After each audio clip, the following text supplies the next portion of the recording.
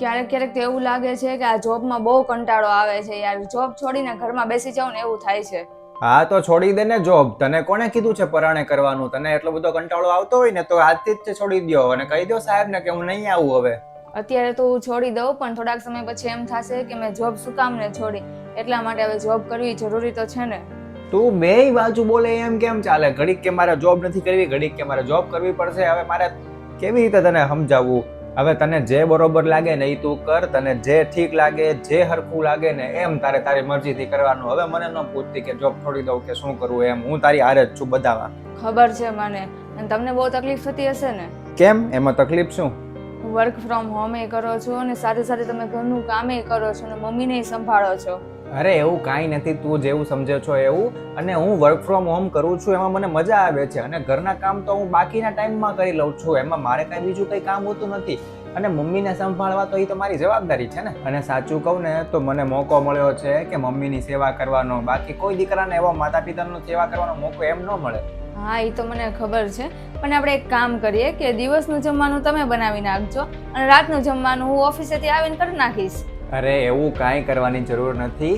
હવે તને શું લાગે છે કે મને તકલીફ પડે છે એમ, મારે કામ વધી જાય છે એમ અહીંયા? એવું કાંઈ જ નથી. અને મારે તને વધારે તકલીફ નથી દેવી. જો તો અહીંયાથી જા ઓફિસે એટલે આટલું બધું ટ્રાફિક હોય, તું ઓફિસે પહોંચ, ત્યાં આખો દિવસ કામ કરવાનું, કેટલું પ્રેશર હોય વર્કનું, અને સાંજે પાછી ત્યાંથી આવ એટલે એ આવા તડકામાં કે પછી ચોમાસું હોય કે શિયાળો હોય એ બધી સિઝનમાં તારે નકરું ટ્રાફિક નળે, બીજું બધું આ વાતાવરણનું બધું તારે થાક લાગે અને ઘરે આવીને પાછું બીજું કામ કરવું તારે. એવું કાંઈ કરવાની જરૂર નથી. તમે એટલા સારા કેમ છો કે મારી એટલી બધી મદદ કરો છો?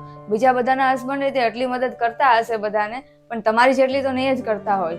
એમાં એવું છે કે હું પહેલેથી એવું જોતો આવ્યો છું કે મમ્મી સવારનો નાસ્તો બનાવતા, બપોરનું જમવાનું બનાવતા, પાછું સાંજનો નાસ્તો બનાવે અને પાછું રાતનું જમવાનું બનાવે. અને આનું આ રૂટીન બીજા દિવસે હોય. એટલે કાયમ એની આખી જિંદગી આવી રીતના નાસ્તો બનાવવાનો, જમવાનું બનાવવામાં જ વયું ગયું છે. એટલે આખી જિંદગી એની રસોડામાં જ વહી ગઈ છે.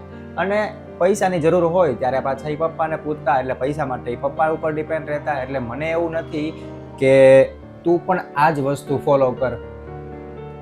અને પપ્પાનું એવું કેવું હતું ને એવું માનવું હતું. અને હું તો એમ પૂછું કે પપ્પાનું નહીં, બધાનું જ એવું માનવું છે કે પુરુષ હોય છે ને એ બહાર જઈને મહેનત કરે છે, પૈસા કમાય છે અને બહુ મહેનત કરતા હોય છે આખો દિવસ.